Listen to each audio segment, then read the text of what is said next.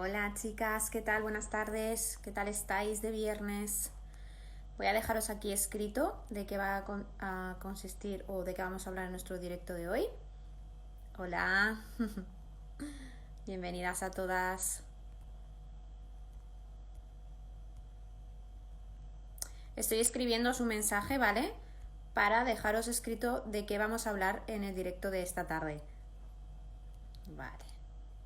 Hablamos de reproducción asistida. Estaremos con el doctor Marcos de la clínica IBI. Os voy a dejar aquí fijado el comentario. Hola, ¿qué tal? Vale, voy a esperar un poquito a que se conecte el doctor mientras os vais uniendo. Bueno, las que estuvisteis ayer en nuestro directo nocturno, que ya sé que os gustó muchísimo, a nosotras también, la verdad que pasamos un muy buen rato, se nos hizo súper corto. Mañana lo subiré por la noche al canal de YouTube, ¿vale? Porque ya sabéis que después de 24 horas pues se va a cortar. Y yo creo que lo repetiremos en otro momento porque la verdad que lo pasamos súper bien, había un montón de preguntas y bueno, pues era un directo un poco diferente y bueno, yo me lo pasé muy guay, así que seguramente hagamos otro un poquito más adelante con Alba. Mira, no estuvo. Muy bien, ayer estuvimos hablando, para las que no estuvisteis, sobre sexualidad, juguetes y bueno, cómo volver, sobre todo después de haber dado a luz a reencontrarnos con nosotras mismas y nuestras parejas, ¿no? Mira, aquí tenemos ya el perfil de Ivy, que se acaba de conectar. Ahora nos mandará la invitación Marcos, lo aceptaré y hablaremos con él. Tengo un montón de preguntas, más de 20 preguntas.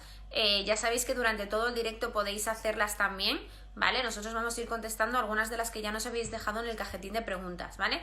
Seguiremos hablando, igual que hace 2 semanas, sobre reproducción asistida. Bueno, un poco de en qué consisten todos los procesos, algún caso particular que me habéis comentado y bueno, pues todas las dudas que os vayan surgiendo por aquí, pues las responderemos, ¿vale? A ver si se conecta Marcos mandándome la invitación, si no se la mando yo a él, a ver si le llega y se puede conectar, mientras os vais uniendo todas. Tengo unos directos muy chulos de cara a la semana que viene, os los pondré el lunes, como siempre, porque me falta alguno pequeñito por delante. Hola Hola, Marcos, buenas tardes. buenas tardes. ¿Qué ¿Qué tal? tal? Muy bien. Bueno, lo primero, muchas gracias por unirte y por estar con nosotras esta tarde resolviendo algunas dudas. Bueno, gracias a vosotras, gracias por tu invitación y gracias a todas por estar esta tarde aquí. Bueno, yo he hecho una pequeña presentación, pero si quieres presentarles un poquito para que todas las que están ahí al otro lado sepan quién eres y dónde te pueden encontrar. Bueno, yo soy Marcos Ferrando, soy el director de la clínica IBI de Bilbao y además soy ginecólogo especialista en reproducción asistida. Y el IBI es pues, un centro, un grupo, el grupo más grande de reproducción asistida actualmente del mundo y nos dedicamos únicamente a hacer tratamientos de reproducción. Vale, Marcos, me dices que te oye un poco mal. ¿Tienes dos aparatos o No, solo tengo Vale, uno.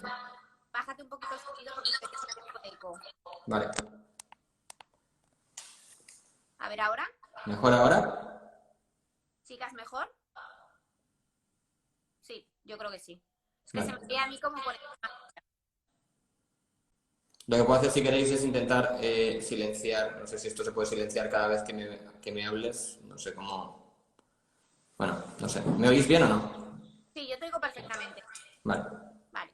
Bueno, pues te había dejado algunas preguntas que nos habían hecho previamente y luego les damos la oportunidad a las chicas que están al otro lado eh, que nos pregunten ellas también. Es verdad es que me oigo como con eco. Es como que te estoy escuchando a ti y a mí a la vez. Espera un segundo, Pues... ¿vale? ¿Eh? Te echo Vale. y te vuelvo a invitar. Vale, perfecto. Sí, se escucha con mucho eco, chicas, no sé por qué. Lo que voy a hacer es lo he eliminado y lo voy a volver a invitar, ¿vale? Porque es un poquito raro, la verdad. A ver si con la nueva conexión se oye mejor. Vale, Hola, a ver ahora, esto es la tecnología. yo te digo bien. Vale, Elena es por la... Ah, es por la hora. No sé, es como que me oigo sobre encima tuya. Es una cosa un poco rara. Me, va mejor con los auriculares. Bueno, da igual. A ver si nos consiguen oír bien. Si no, pues yo me puedo poner los auriculares, pero es que es un poco más rollo. Yo. Vale, si quieres... Te voy a ir haciendo alguna de las preguntas que me iban haciendo las mamás, que era, por ejemplo, si realmente afecta la alimentación, el descanso y el estrés a la fertilidad. Bueno, a ver, se ha hablado mucho, si quieres vamos por partes. El tema del estrés, por ejemplo. El estrés, es verdad que un estrés llevado al extremo, un gran estrés, puede llegar a producir alteraciones hormonales, o sea, alteraciones del ciclo de la mujer que puedan hacer incluso que no tenga ovulaciones. Con lo cual, incluso puede llegar a que esté meses y meses sin tener la regla. Entonces, lógicamente, en ese caso, el estrés es una causa de infertilidad, porque si no tiene ovulaciones, es imposible que se produzca el embarazo. Por tanto, sí. Pero cuando se ha analizado el estrés, por ejemplo, en tratamientos de reproducción, no se ha visto que se asocie a peores resultados reproductivos. Es decir, puede ser que el estrés sí que nos genere a nivel de concepción natural problemas, pero parece que a nivel de técnicas no. Dicho esto, es verdad que al final aquí hay un circuito que se retroalimenta. Es decir, por una parte, el estrés también puede producir, por ejemplo, pues que no tenga ganas de tener relaciones sexuales. Pues eso, lógicamente, va a repercutir en menos tasa de conseguirse embarazo. Y al mismo tiempo las técnicas de reproducción son técnicas que de por sí generan mucho estrés, no por la técnica en sí, que es sencilla, sino porque muchas veces nos enfrentamos a los miedos de si va a salir, si me voy a embarazar, si no me voy a embarazar, con lo cual si ya parto de un estrés alto y encima luego me enfrento a los problemas de estrés que crean los tratamientos, pues es un doble estrés añadido. Hablando del tema de que el estrés produce falta de apetito sexual y esto pues entras ahí un poco en una rueda.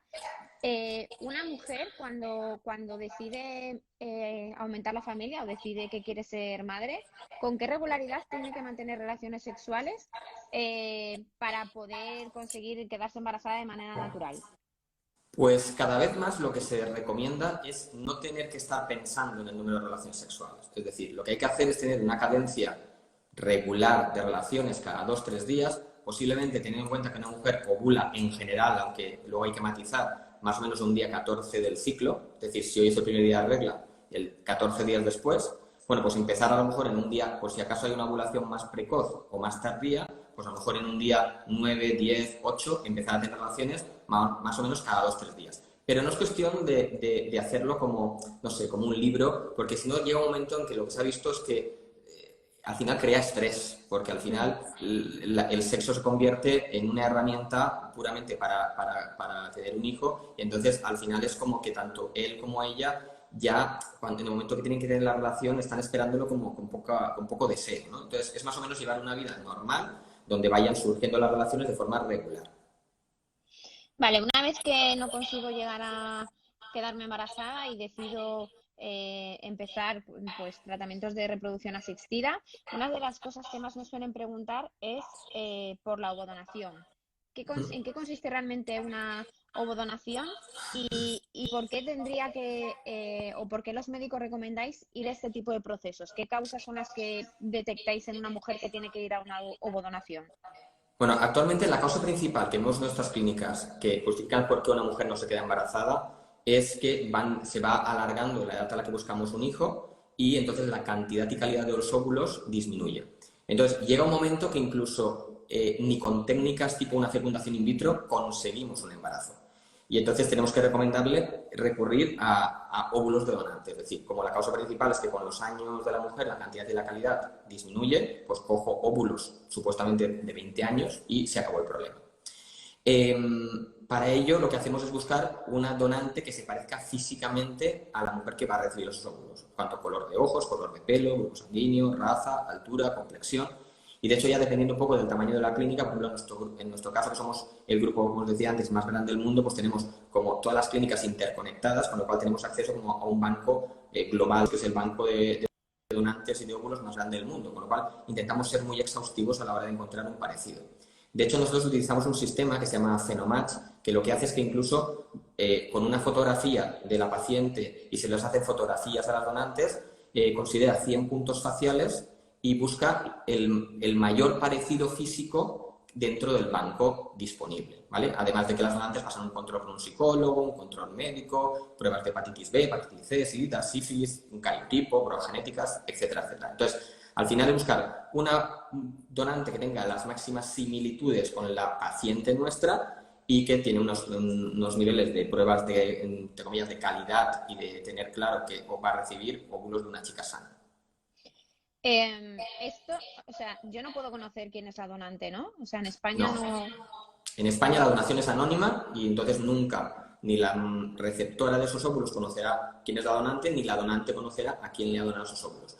Hay algunas consideraciones en las que la ley permite no tanto conocer a la donante, sino que se pueda buscar esa donante. Imagínate que el niño que se ha concebido con donación de leucemia y necesita un donante de médula ósea. Entonces, lógicamente, la donante puede ser compatible o sus familiares, con lo cual no es que van a saber quién es la donante, pero contactarían con la clínica contactaría con la donante y se organizaría pues, que el que acudiese a la clínica o al hospital correspondiente para organizar el trasplante. Vale, sí, esto es interesante porque al final se hacen un montón de pruebas para intentar evitar ciertas enfermedades. Bueno, lógicamente las genéticas pues estarían descartadas, pero hay enfermedades que no son genéticas y que sí se pueden solventar con el ADN de la madre. Entonces, bueno, pues vamos, yo creo que es bastante interesante. Una mamá en relación a la ovodonación nos decía: hace 6 meses dio a luz por ovodonación. ¿Cuándo podría quedar embarazada de nuevo? Y si puede usar los óvulos de la misma donante. Bueno, pues en principio el poder utilizar los óvulos de la misma donante o no dependerá de si esa donante aún está disponible o no. Y ahí hay varios aspectos. Primer aspecto, la ley en España fija que se pueden tener como máximo 6 niños de una misma donante. Con lo cual, ahora que ya ha pasado un tiempo, habrá que ver si esa donante en este tiempo hemos seguido generando embarazos con esa donante o incluso si esa donante ha tenido embarazos propios y entonces ver si en ese momento se puede hacer la donación o no. Y segundo, ¿cuándo? Pues en principio lo de las fechas es un poco más relativo. Pensad que de forma natural una mujer cuando tiene un hijo, después de darle el pecho, hay veces que incluso se embaraza de forma espontánea sin darse cuenta porque pensaba que en la lactancia era imposible el embarazo y hay gente que se ha quedado embarazada dando el pecho del primer bebé, ¿no? Entonces, en principio, bueno, pues yo más o menos sí que diría pues que dependiendo si es parto o cesárea, si es una cesárea, pues la recomendación es 1 año o menos, 9 meses, 10 meses. Y si es un parto, pues a lo mejor a partir de cuando deja de dar el pecho, pues eso, 3 meses, 4 meses, en principio se podría empezar ya a buscar. Por tanto, con 6 meses no veo problema si ha sido un parto normal y no había ningún problema en empezar. Nosotras desde la parte más del ámbito deportivo, que es lo que nos dedicamos principalmente en MamiFit, sí que normalmente recomendamos a las mamás que esperen entre 9 meses y 12 para un segundo embarazo. Más que nada para intentar que otra vez la musculatura y el cuerpo vuelva a estar en condiciones suficientes como para albergar un segundo embarazo, sobre todo cuando estamos hablando de mujeres en edad más avanzada, ¿no? Que, bueno, pues el cuerpo tarda muchísimo más en recuperarse y bueno, pues las hormonas después de un tratamiento de este tipo pues no ayudan mucho tampoco. O sea, normalmente una mujer que va a una ovodonación es porque tiene problemas por sí misma, o sea, el problema es de ella para concebir. Normalmente suele ser por una baja reserva ovárica. ¿Qué es lo que nos marca que una mujer tenga baja reserva ovárica? Bueno, un poco lo que decíamos. A día de hoy, retrasa la maternidad. La mujer nace con un número de óvulos que es limitado en el tiempo, que se van disminuyendo con los años y llega un momento que hay pocos y son de mala calidad. Entonces, si se llega a ese punto, lo cual es muchas veces complicado de decir cuál es ese punto, porque muchas veces, por ejemplo, la calidad de los óvulos solo la voy a poder ver cuando le saque los óvulos a esa mujer y los vea en el microscopio y vea los embriones. Pero bueno, llegado a ese punto sería cuando me daría cuenta. En el caso de la baja reserva, por tanto, es algo que me encuentro todos los días, porque como, repito, el perfil principal de pacientes que tenemos a día de hoy son mujeres de más de 37, 38 años, todas tienen ya poca cantidad o menor cantidad y peor calidad. Bueno, pues la baja reserva sería esa situación. una mujer que con los años, a veces incluso hay mujeres con un fallo ovárico precoz, que a lo mejor puedes encontrarte una mujer con 30 años que también tiene una baja reserva, pero lo normal es que empecemos a encontrarnos bajas reservas en mujeres que tienen 35, 38, 39, porque ya la cantidad de los óvulos disminuye. Hay una serie de pruebas que sirven para ver si es una baja reserva, entre ellas una prueba que se llama la antimuleriana, que es una hormona que nos dice más o menos cómo está esa reserva. Bueno, pues una vez hecho esto, se cataloga a la paciente como... ¿En qué parámetro tiene que estar esa antimoleriana para considerarla normal? Pues, a ver, hay dos unidades de medida. La más conocida es una que está en nanogramos y el corte más o menos considerado en general más aceptado porque cada grupo muchas veces utiliza diferentes y según los estudios que leas es diferente, pero más o menos es 1,2. Por encima de 1,2 sería normal y por debajo de 1,2 sería patológica. Aparte de la calidad, se suele mirar también normalmente el endometrio, ¿no? ¿Qué papel juega el endometrio dentro de esto? Podemos encontrarnos con una mujer que tenga una antimoleriana dentro de las estándares, pero sin embargo su grosor de endometrio tenga un parámetro bajo, ¿vale? ¿Dónde partimos con esa parte de dónde es el corte donde se puede establecer que un endometrio es normal? A ver, aquí hay un equilibrio, es decir, lógicamente hace falta un buen embrión. Para tener un buen embrión me hace falta un buen óvulo, pero luego necesito que ese embrión, cuando llegue al útero, se encuentre en un buen útero para poder implantar, porque es como la cama, es la parte interna del útero donde tiene que pegarse ese embrión. Pero es verdad que entre los dos factores pesa mucho más el embrión. Tal es así que, por ejemplo, en donación de óvulos, para que te hagas una idea, por ejemplo, en el IBI tenemos un programa que garantiza un niño nacido con donación de óvulos, ¿vale? Si no, se le reembolsa el dinero que ha invertido. ¿Por qué digo esto? Porque es tan importante el óvulo que una vez lo cambio y estoy seguro que el óvulo es de calidad, entre comillas, el útero pasa a un segundo plano si más o menos está bien. Por tanto, me voy a encontrar muchos menos problemas en general en el tema útero que en el tema embrión. Dicho esto, sí que nos interesa tener un tamaño de ese endometrio más o menos adecuado, que más o menos todos los especialistas y los autores de todo lo que hay publicado consideran que el punto sería 7 milímetros. Pero repito, el útero no es el que tantos problemas nos da en nuestro día a día. Nuestra lucha diaria está en la baja reserva y la calidad de los óvulos. Mira, una futura mamá nos pone que tiene 0,98 de antimoleriana y le han aconsejado intentarlo en IBI con mis óvulos. Tengo 9 folículos antrales. Explícanos un poco qué es esto de los folículos antrales. Pues como decía antes, hay dos maneras más o menos de calcular la reserva ovárica. Una es con la antimoleriana, que es una analítica de sangre, que es el valor de 1,2, y luego podemos hacer una ecografía, y en la ecografía vamos a poder ver el ovario. Y luego vemos como la ecografía se ve en blancos y negros, vemos como una bolita de color gris oscuro y dentro de esa bolita gris oscura vemos unas bolitas de color negro que son los folículos. Los folículos son como la estructura que contiene el óvulo, porque el óvulo es microscópico, no se puede ver por ecografía, solo se puede ver al microscopio. Entonces, cuantos más bolitas de esas, cuantos más folículos hay, nos está transmitiendo que la reserva ovárica es mejor. Entonces, con la junta de los dos factores, con el recuento de antrales, folículos antrales y con la antimoleriana, nos hacemos una imagen inicial, una fotografía de la situación de la que partimos con esa paciente. Entonces, en este caso, partimos de que tener 9 folículos antrales en total es menos de lo normal y tener una antimoleriana de 0,98, como hemos dicho, también es un poquito menos de lo normal, con lo cual, efectivamente, en esta paciente estaríamos hablando de una baja reserva. Entonces, ¿es posible conseguir un embarazo con baja reserva? Sí, pero lógicamente, porque si no tendríamos un problema muy grande, porque como digo, la mayoría de nuestras pacientes actualmente tienen un problema de reserva ovárica. Entonces, es verdad que eso significa que probablemente el embarazo natural pues no va a llegar porque la cantidad y la calidad de los óvulos no acompaña, pero con técnicas de reproducción se supone que tendremos que poder conseguir ese objetivo. Eso, lógicamente, es hablando en general, porque habría que ver las circunstancias concretas de su historia clínica, pero bueno, a grandes rasgos, así sería. Nos preguntan también que si una mala experiencia con un DIU mal colocado podría haber influido en reducir la reserva ovárica. No. Podrías hablarme de, un DIU mal colocado puede dar lugar a infecciones, ¿vale? Mm. Entonces, podría darse lugar a que se produzca una endometritis. Una endometritis es una infección del útero que luego pueda dejar una especie de, como de cicatriz en ese útero y que luego ese útero no sea capaz de que implanten bien los embriones. Pero no tiene nada que ver con el ovario, porque el ovario al final tienes lo que tienes y con muy pocas cosas somos capaces de destruir esos óvulos.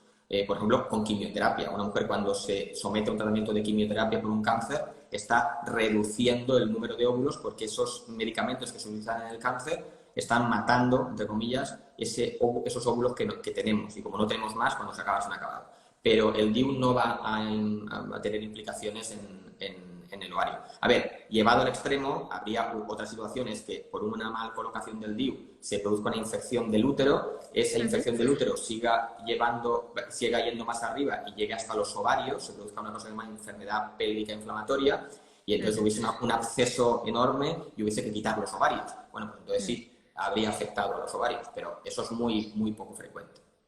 Y eso normalmente en una ecografía se vería, ¿no? Si se ha producido cualquier tipo de anomalía a nivel de ovárica por esa inflamación, por esa infección o no, o con qué Claro, tipo pues de que además síntomas una infección de ese calibre, como el que digo, con un duele. absceso, etcétera, no pasa desapercibido. Sería con fiebre, Sí, dolor sí. importante, acaba hospitalizada con goteros de antibióticos. Es decir, estamos hablando de una complicación muy, muy seria. No es algo que te pueda dar en casa y no te des cuenta. La prueba del cariotipo hecha por la Seguridad Social, ¿os valdría a vosotros en el IBE o tendría que repetirla? Nos pregunta Sí, una chica. un cariotipo es un cariotipo. Es decir, las pruebas analíticas en general nos valen de cualquier sitio. Al final, lo que se mide aquí normalmente se mide en todos los sitios. Cosas diferentes, por ejemplo, en la antimuleriana hay diferentes analizadores, por decirlo así, por máquinas para analizar la antimuleriana y hay una que es Roche, que es la que es como tiene más sensibilidad, que es la que utilizamos en el IBI y tenemos en todas las clínicas. Pero el resto de análisis en general da igual donde las hagan. Vale, genial. Voy a seguir un poco, si no, con las preguntas que ya teníamos establecidas. A ver, que no me pierda.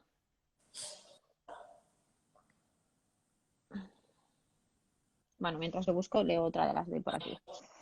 Después de 3 tratamientos, un ovo, me imagino que sería ovodonación, un doble donante con ciclos sustituidos, ¿aconsejas ir a ciclo natural? Bueno, es que estamos hablando, claro, en un solo, así, en un solo mensajito tan corto, pues no te podría decir exactamente lo que haría. A ver, yo siempre, aquí hay dos maneras de preparar un útero, con medicación y sin medicación. Creo que habría que estudiar mucho más esa historia y posiblemente tu médico ya lo ha hecho y te está aconsejando correctamente. Pero, lógicamente, si comparamos las dos formas de transferir, sin hormonas o con hormonas, a priori no se ha visto grandes diferencias en tasas de éxito. Pero lo que está claro es que a día de hoy hay muchas cosas que desconocemos. Por tanto, yo sí que sería partidario de cuando algo no te ha funcionado, el siguiente transferencia yo cambiaría. Porque muchas veces, hay veces que a lo mejor lo que necesita tu cuerpo es que al útero en condiciones pues, más naturales como en condiciones normales te embarazarías, como más fisiológico. Aunque repito que tampoco sin una evidencia de decir eso va a ser la clave que va a dar lugar al éxito. Estos casos en los que hay muchas transferencias, incluidas donación, es lo que llamamos un fallo de implantación. Un fallo de implantación es pues, eso, una entidad en la que hay mujeres que meten un embrión suyo con donante, sin donante, con doble donante y no acaba de llegar el embarazo. Entonces, ahí muchas veces también habría que mirar una serie de pruebas que se pueden y se deben hacer para ver si hay algo más que se está escapando que justifique por qué esos embriones no están implantando. Pero, repito, me imagino que su ginecólogo lo habrá tenido en cuenta y en ello estará. Mira, ayer leía un artículo que decía que al parecer ha cambiado, o sea, hasta ahora, hasta que no había 3 fallos de implantación, o sea, hasta que no se producía un cuarto fallo de implantación, no se hacían como más pruebas, digamos, ¿no? Parece que ahora ha disminuido un poco realizar más pruebas cuando hay fallos de implantación, ¿es verdad? O... Sí y no. Me explico. Es muy complicado y podríamos leer muchos estudios y cada uno considera fallo de implantación en un punto. Hay algunos que hablan de 3 transferencias, 2 transferencias. Hay gente que habla que en vez de transferencias hay ciclos. Es decir, porque claro, si yo te meto 3 embriones de una misma fecundación in vitro, pero claro, a lo mejor lo que ha pasado es que ese ciclo de fecundación in vitro, por lo que sea, no ha sido bueno. Entonces, a lo mejor es mejor comparar cuando tengo de varios ciclos. Yo siempre lo comparo como las cosechas. Es decir, si tú coges una manzana del árbol, te la comes y está amarga, te coges otra y está amarga y te coges una tercera y está amarga, bueno, pues puedes pensar que el árbol está enfermo, sí, pero también puedes pensar simplemente que es que la cosecha no ha sido la mejor. Esperemos a la cosecha del año que viene y si después de 2 cosechas siguen siendo malas las manzanas, pues a lo mejor pensaremos que el árbol tiene un problema, ¿no? Pues sigue un poco lo mismo, es decir, es verdad que cada vez se reduce el número de embriones que consideramos para pensar que es un fallo de implantación. ¿Por qué? Porque cada vez somos mejores en las tasas de éxito que tenemos en los laboratorios y, por tanto, cada vez nos preocupamos más pronto, porque hace a lo mejor unos años, como la tasa era más baja, sabías que necesitabas más para llegar al objetivo. Como ahora somos más buenos, a la mínima empezamos a preocuparnos más. Y ahí también se une la segunda parte, que es verdad que al final cada vez hay más información en redes sociales, en internet, las pacientes y todo el mundo pues cada vez mira más en internet, y es que ya muchas veces es la propia paciente la que no nos deja ir más allá. Es decir, a lo mejor a la segunda vez, la segunda transferencia que hacemos, ya nos están diciendo, oye, mira, es que he tenido en internet que se puede hacer esta prueba o la otra, etcétera. Con lo cual, al final nosotros entendemos que también es una manera de estar tranquilos y de reducir ese estrés que produce el estar haciendo tratamientos que a lo mejor no funcionan y queremos saber por qué no funcionan. ¿En qué momento valoráis que el sistema inmunológico de una paciente no está respondiendo de manera adecuada para que haya una implantación? A ver, ¿Cuándo habría que pasar a un inmunólogo? el estudio inmunológico formaría parte posiblemente de eso que hablamos, ese fallo de implantación o por ejemplo en abortos de repetición. Es decir, a día de hoy tampoco sabemos todo sobre la inmunología. De hecho, según autores aún se considera incluso experimental, otros lo consideran que ya es de uso clínico, etcétera. Yo creo que la inmunología ayuda en algunos casos concretos, pero esos casos concretos es efectivamente eso, cuando ya se ve que hay un problema de que no están implantando o que hay abortos de repetición. Hacer en general estudios inmunológicos de inicio o etcétera, yo ni lo veo ni lo recomiendo. Vale. Vamos con alguna de las otras preguntas que ya teníamos por aquí. Por ejemplo, ¿qué medicación se toma para una FIV? Es muy extenso. A ver, yo más que medicaciones hay muchas en la farmacia con muchos nombres. Yo lo que os diría es, lo que nosotros hacemos una in vitro es copiar lo que hace el cuerpo de la mujer en un ciclo natural. Es decir, en un ciclo natural lo que pasa es que la mujer tiene la regla y empieza a fabricar una hormona que se llama FS, hormona estimulante de los folículos, que hemos dicho antes que los folículos eran las bolitas del ovario que contienen el óvulo. Bueno, pues digamos que vosotras mismas empezáis a fabricar una hormona que es como un fertilizante de óvulos que va a ir haciendo que esos folículos. Y llega un momento que ya está listo esos óvulos y entonces fabricáis una segunda hormona que os hace ovular. Y después ya fabricáis progesterona. Habéis embarazado, mantener ese embarazo. Entonces habría una primera hormona que es FSH, una segunda hormona que es la que hace ovular, que se llama LH, y luego la progesterona. Bueno, pues nosotros los médicos de reproducción hacemos eso, pero en la farmacia. Hay unas hormonas que se llaman FSH, con diferentes nombres, es como el ácido acetilsalicílico, hay aspirina, no sé qué, bueno, pues lo mismo. Hay diferentes marcas, Gonal, Puregon, etcétera. Entonces la paciente se pincha esa FSH al principio del ciclo para que crezcan los óvulos. Cuando ya está lista, se pincha una segunda hormona similar a la que ella produce para producir la ovulación o llevar a progesterona. Además, tened en cuenta que esas hormonas que utilizamos son prácticamente idénticas a la que la mujer tiene en su sangre, ¿no? Recombinantes humanas en muchos casos. Con lo cual, los efectos secundarios que se esperan son mínimos, es decir, pues cambios de humor, como cuando se tiene la regla, hinchazón, dolor de cabeza, dolor de pecho. Lógicamente, esto es una generalidad. Habrá gente que lo pasará un poquito mejor, hay gente que ni se entera. Hay gente que, de hecho, nos pregunta porque está preocupada porque lleva 5 días pinchándose y no nota nada. Y su preocupación es saber si se está pinchando bien. Bueno, pues sí, hay mucha gente que no nota nada.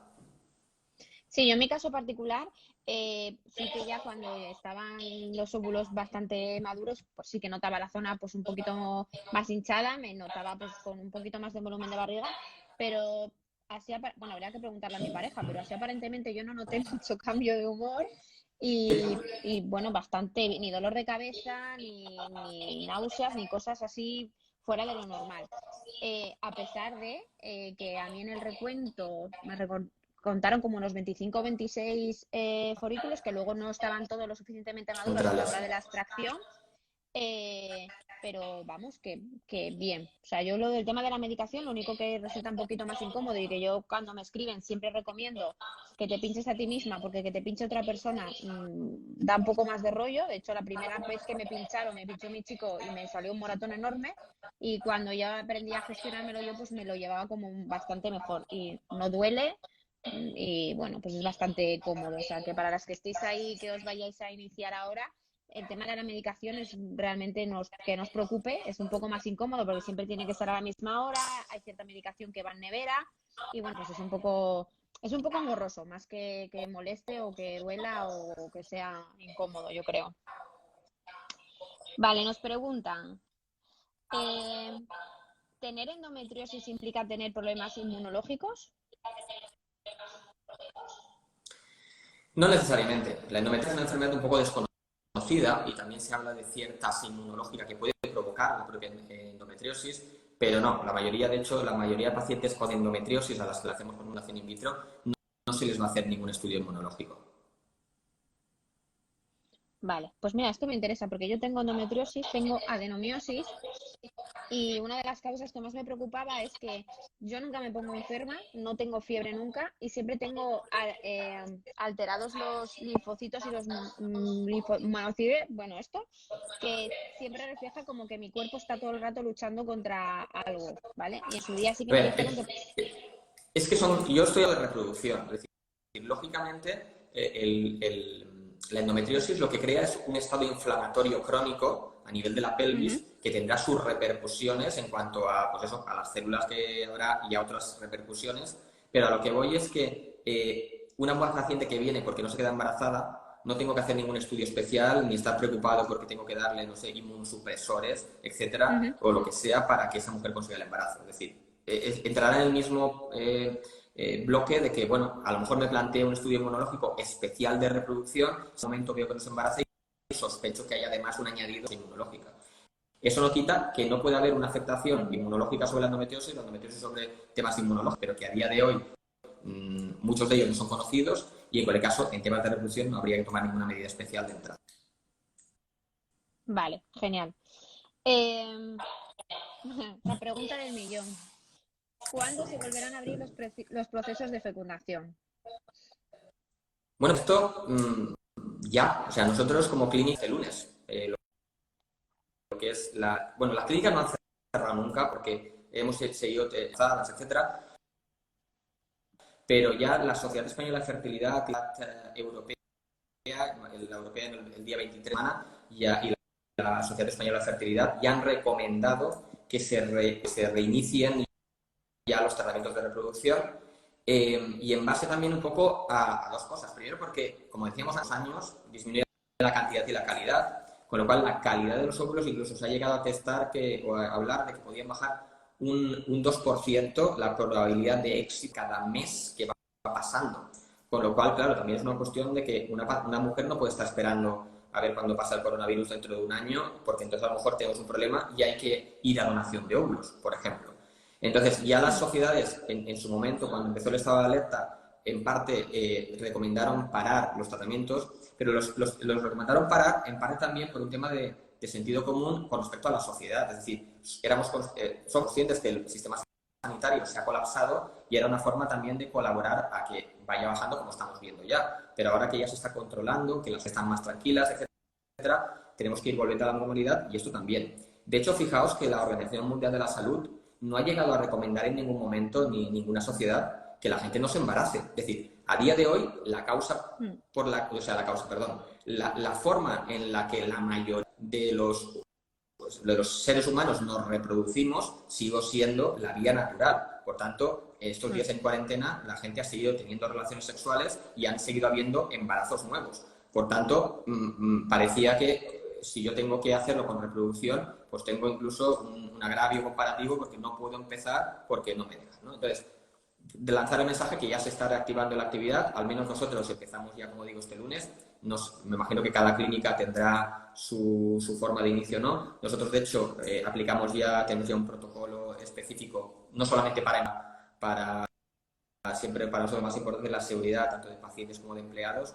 Tenemos ya un protocolo para empleados y un protocolo específico para pacientes que va desde medidas que vamos a tomar en la clínica e incluso analíticas que les vamos a hacer a las pacientes para asegurar que antes de empezar los tratamientos no sean un COVID positivo. Claro, es que esto, por ejemplo, a mí me angustia un poco, ¿no? Por lo que dices tú.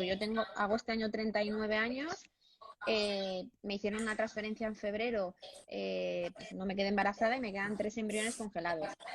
Yo estoy en la Seguridad Social porque justo cuando iba a comenzar con IBI, porque yo conozco a Salo, la conozco vía telefónica por una amiga en común.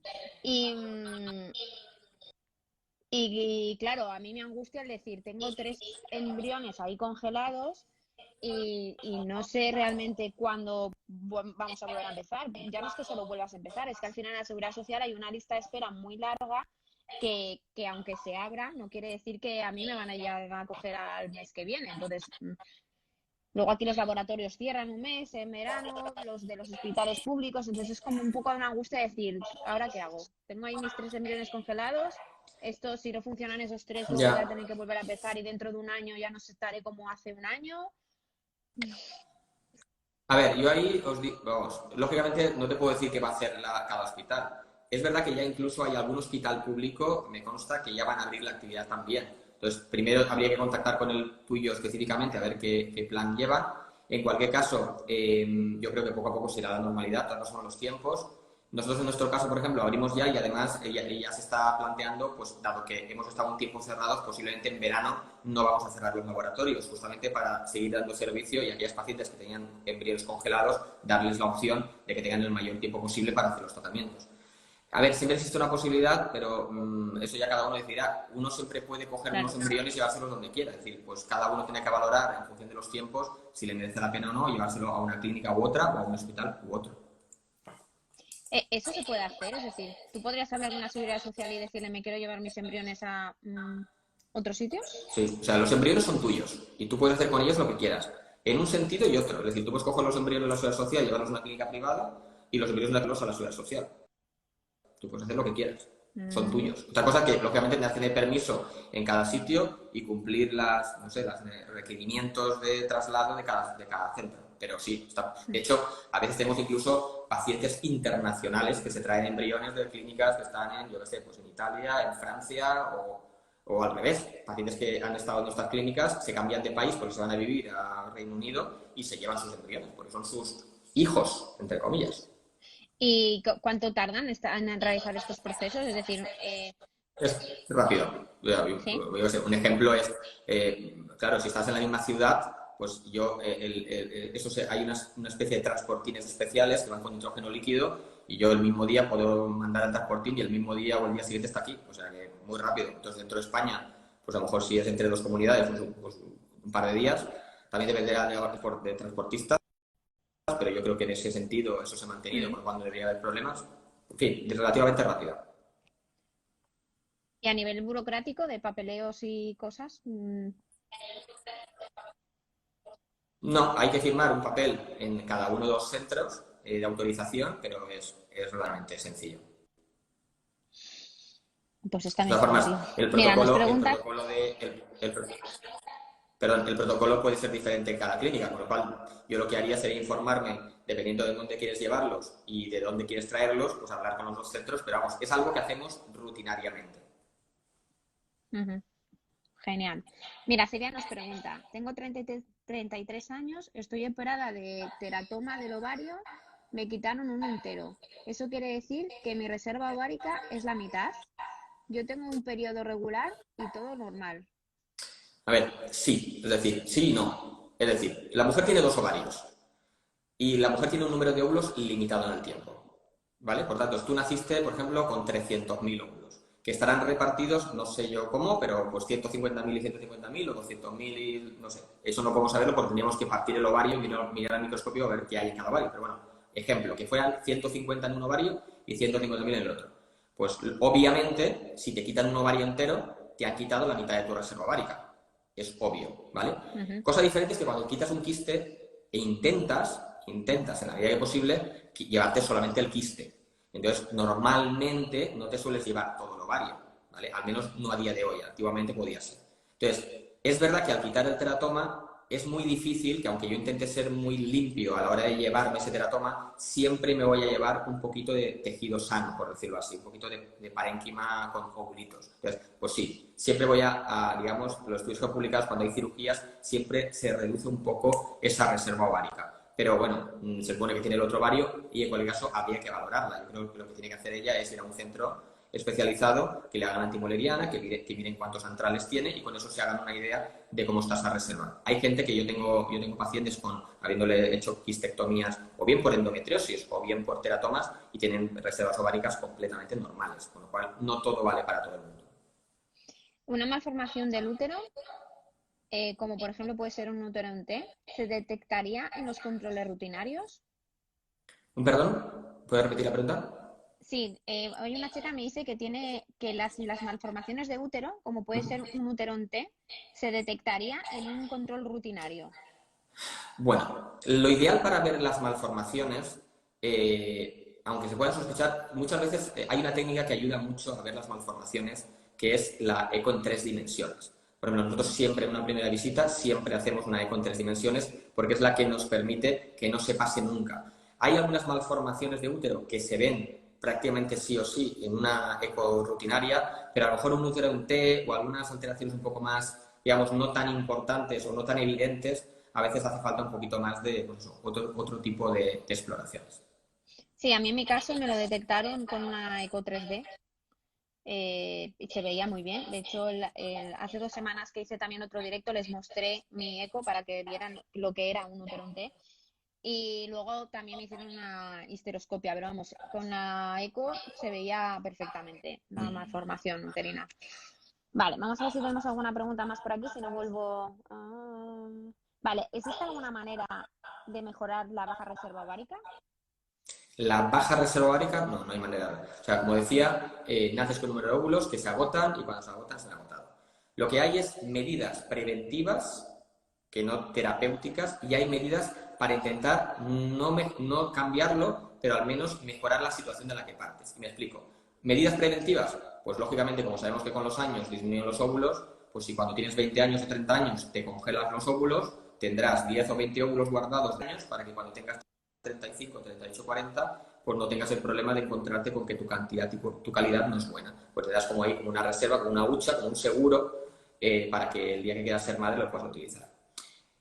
Si no hemos llegado tarde a esa parte, que es la prevención, la siguiente parte es ¿y qué puedo hacer si tengo baja reserva? Pues no puedo cambiar la baja reserva, pero hay formas de al menos jugar con ella. Por ejemplo, se pueden acumular óvulos. Es decir, yo, por ejemplo, en una in vitro necesito de media unos 10 óvulos porque sé que de cada 10 óvulos, 2 no fecundan, 2 se mueren, algunos no es de calidad y me voy a quedar a lo mejor con 3 embriones. Entonces, si tengo una paciente que me hace pocos óvulos o me hace, por ejemplo, 3, pues yo sé que a lo mejor con 3 tengo pocos.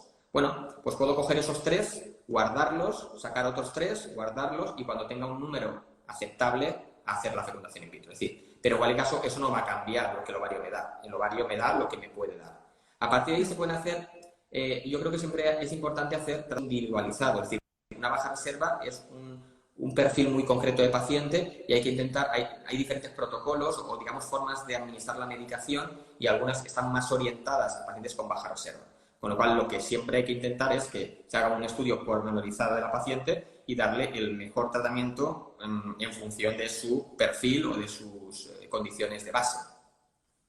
Claro, lo que pasa es que aquí es la pescadilla que se muerde la cola, ¿no? Porque tú cuando empiezas a tener la menstruación y empiezas a ir al ginecólogo de manera anual para hacer tus revisiones, etcétera, nadie te dice con 20 años o con 25 años, vamos a ver qué reserva ovárica tienes para prevenir que en un futuro, cuando quieras ser madre, no tengas problemas, ¿no? O sea, al final creo que ahora que que ya tenemos el problema ahí, que cada vez somos madres más tardías y que empezamos a tener problemas para quedarnos embarazadas, es cuando nos preocupamos en informarnos qué pasa y qué tipo de reserva tenemos. Pero bueno, yo creo que aquí una labor importante que se tendría que hacer desde el lado ginecológico es ya que voy a hacer un papá Nicolau o te hacen una analítica, si tomas la píldora o cualquier cosa para ver la coagulación de tu sangre, pues que te miren también, oye, tu reserva ovárica es esta, te A ver, informes. ahí se juntan dos cosas. Estoy de acuerdo contigo. De hecho, nosotros hacemos cursos de formación a médicos de atención primaria, matronas, ginecólogos, residentes de ginecología, un poco porque nos encontramos que muchas veces incluso el mensaje viene de los propios sanitarios. A veces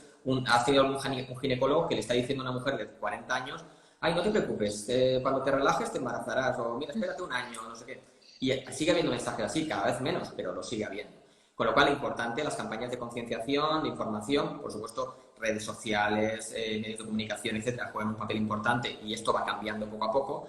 Pero, efectivamente, muchas veces esto es como, no sé, no te voy a decir como el que fuma y luego se entera que tiene un cáncer y nadie le advirtió.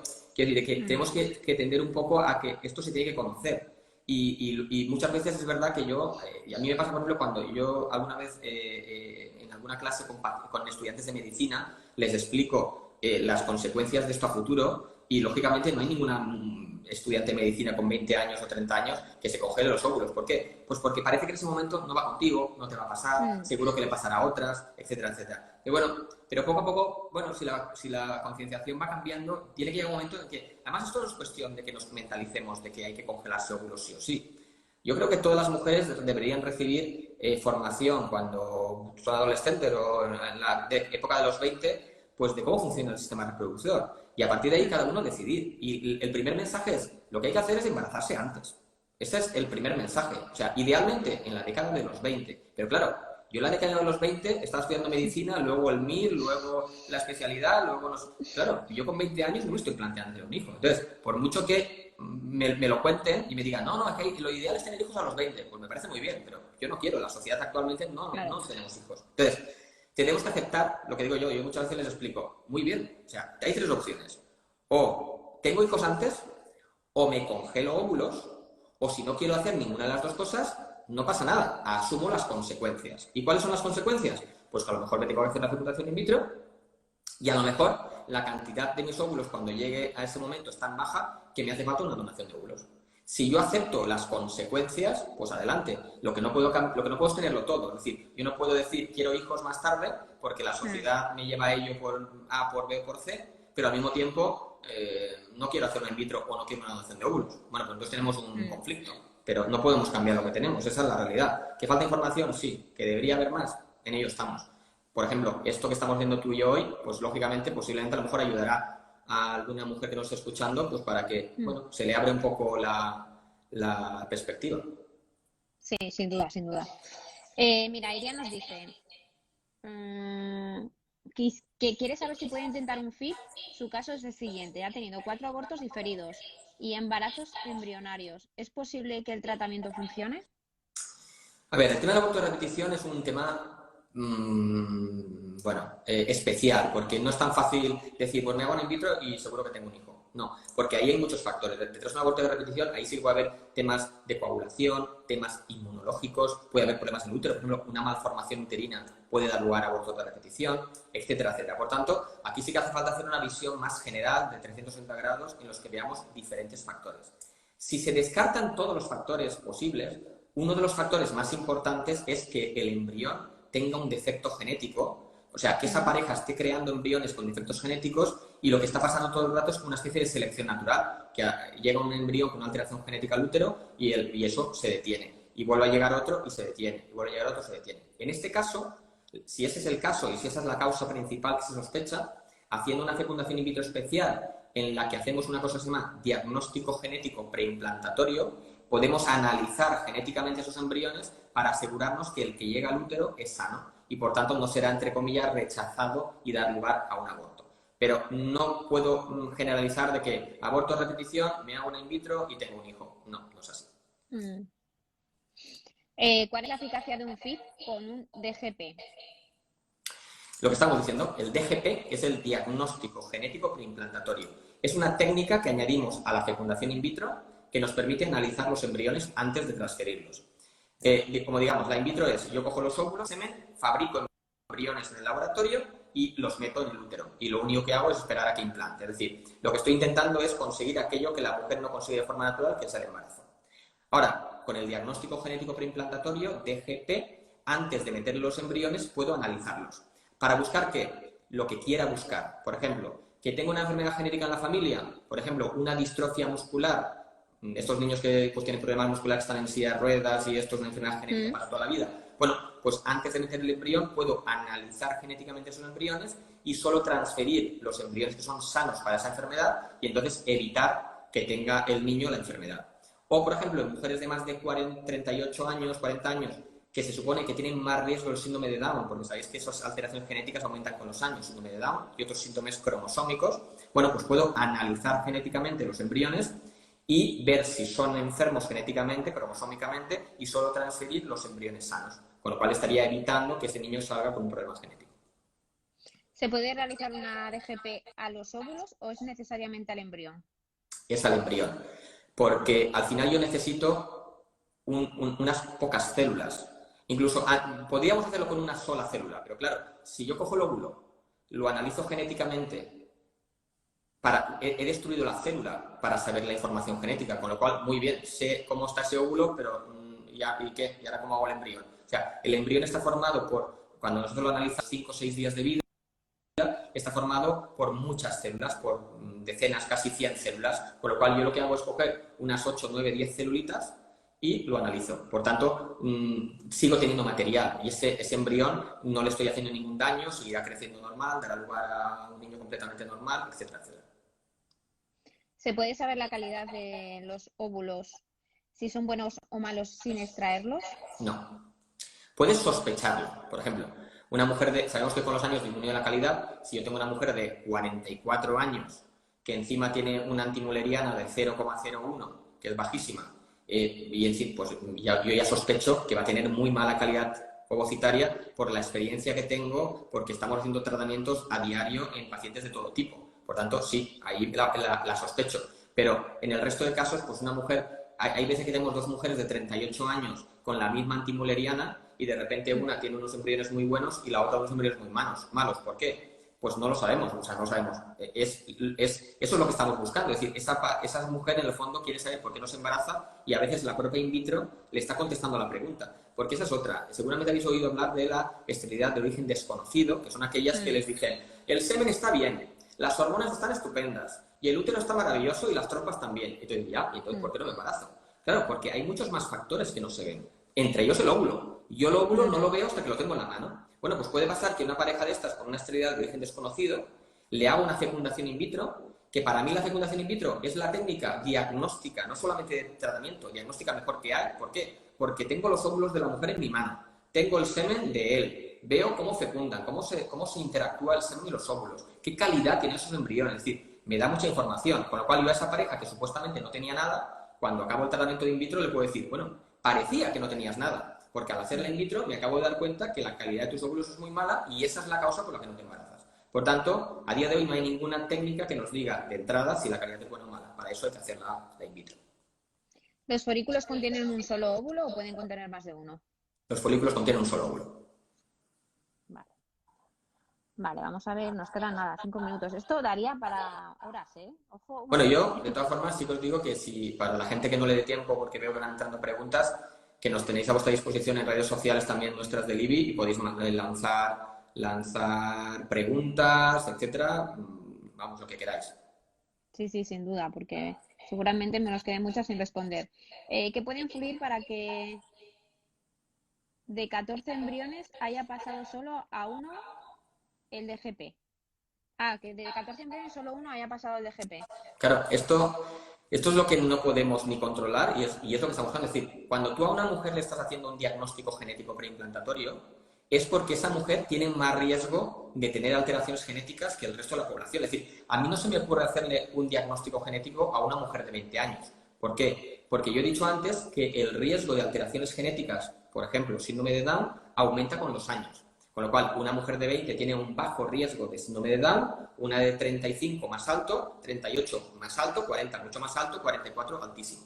Entonces, yo solo voy a recomendar hacer diagnóstico genético en aquellas parejas que por edad o por otros motivos, que hay otros, considero que deben hacer un diagnóstico genético. Por tanto, estoy en un perfil de paciente que yo ya sospecho que hace muchos embriones alterados. Entonces, si de repente me hace 14 y solo hay uno, es que es un perfil lógico, si yo ya me esperaba que tuviese muchas alteraciones.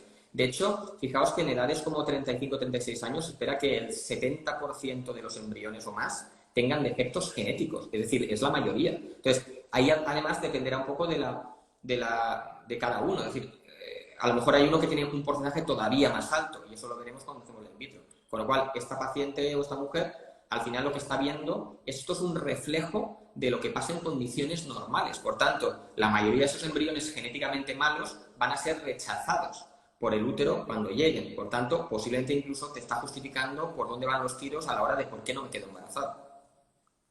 ¿Hasta qué edad cogéis pacientes en IBI? Pues, a ver, la ley de reproducción asistida no marca ningún límite de ley. Por tanto, por poder, a nivel legal, podríamos hacer un tratamiento a cualquier mujer, tipo 60, 70, lo que quisiéramos, ¿no? Pero digamos que todas las clínicas de reproducción, a través de la Sociedad Española de Fertilidad hemos llegado como a un consenso ético, que el consenso ético es: no hacemos tratamientos más allá de cuando supuestamente una mujer ya no tendría hijos naturales. Aunque esto es un poco así, pero es la única forma que hemos encontrado. Es decir, lo que se piensa es, la mujer más o menos tiene la menopausia a los 50 años, de media. Entonces, eso significa que la mujer ovula de media hasta los 50. Por tanto, si ovula puede quedarse embarazada. De hecho, hay mujeres, ya habréis oído todas, pues mi tía tuvo un hijo a los 49. Y cuando ya le decía a todo el mundo que eso es imposible. Bueno, pues a veces más. Entonces, trasladando eso a los tratamientos, hacemos lo mismo. Es decir, cuando una mujer cumple 50 años, es el momento en el que ya no realizamos un tratamiento de reproducción. ¿Con 44 años tendría que ir a ovodonación? A ver, cuantos más años tenga, más probabilidades tiene de que en un tratamiento de in vitro no tenga buenos resultados y por tanto acabe en donación. Ahora, generalizarlo. Nosotros tuvimos una paciente de 46 años que con sus propios óvulos se quedó embarazada con una in vitro. Ahora, ¿cuántas tenemos? Que yo recuerde, en IBI Bilbao, una. Con 46, una. Entonces, eso es muy poco. Entonces, por tanto, yo no voy a recomendar a una mujer de 46 nunca, de entrada, no le voy a recomendar que se haga una in vitro, le voy a recomendar que se haga una donación de óvulos. Entonces, a partir de ahí, habría que ver esa paciente de 44, pero desde luego, con 44 tiene muchas papeletas de poder necesitar una donación de óvulos. ¿Seguro? Bueno, pues habría que ver el caso, etcétera, pero tiene bastantes posibilidades de necesitarlo. Y ahora, a nivel económico, ¿qué cuesta más? ¿Un FIP con tus óvulos o una ovodonación?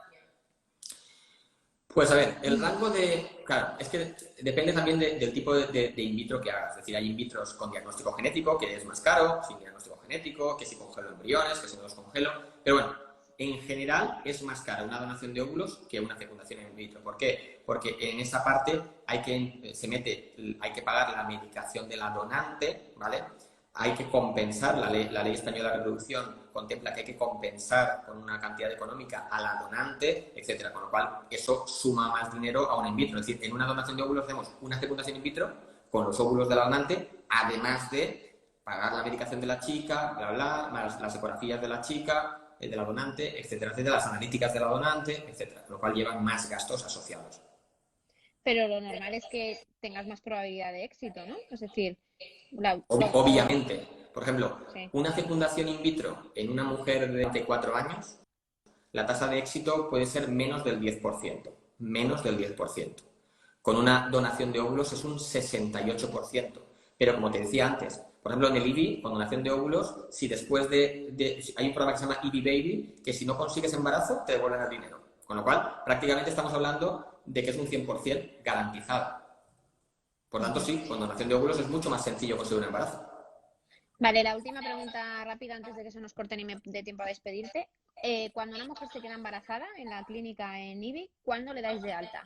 ¿Cuándo consideráis que ya no tienen por qué visitaros a vosotros y puede ir a a su ginecólogo habitual? Nosotros lo que buscamos es conseguir un embarazo. Entonces, una vez se consigue un embarazo, ese embarazo es un embarazo normal. Y a partir de ahí, nosotros lo que sí que hacemos es que le hacemos un par de ecografías para asegurarnos de que el niño tiene latido y que no es un aborto precoz, pero por poder, desde ese mismo momento, de hecho, las pacientes internacionales, tenemos muchas pacientes en el IBI, un tercio de las pacientes, un 25%, son extranjeras, de Inglaterra, francesas, italianas, alemanas. Esas pacientes, obviamente, yo le meto el embrión y no las vuelvo a ver, porque ya se van a su país y no van a venir aquí a una ecografía de embarazo. Entonces, ahí se termina. Por tanto, por poder, yo puedo meter el embrión y si se embaraza, no es necesario que las vuelva a ver, las verá su ginecólogo. No obstante, nosotros, como sí que sabemos que al final, si hay un aborto precoz, va a tener que volver a empezar, bueno, pues os damos el alta más o menos cuando ya vemos el corazón en marcha, que a lo mejor semana 7, semana 8, y a partir de ahí un embarazo normal, con su ginecólogo, una seguridad social, seguro privado, lo que sea. Pues se nos acaba el tiempo, chicas. Bueno, como ha dicho Marcos, cualquier duda que tengáis podéis escribir directamente a IBI España. Veis que ahí sale su perfil. Me podéis preguntar a mí y yo remito las preguntas. Y yo, por mi parte, solamente darte las gracias y nada, desear que nos veamos en otro momento para volver a repetirlo. Bueno, muchísimas gracias a ti por la invitación, ha sido un placer.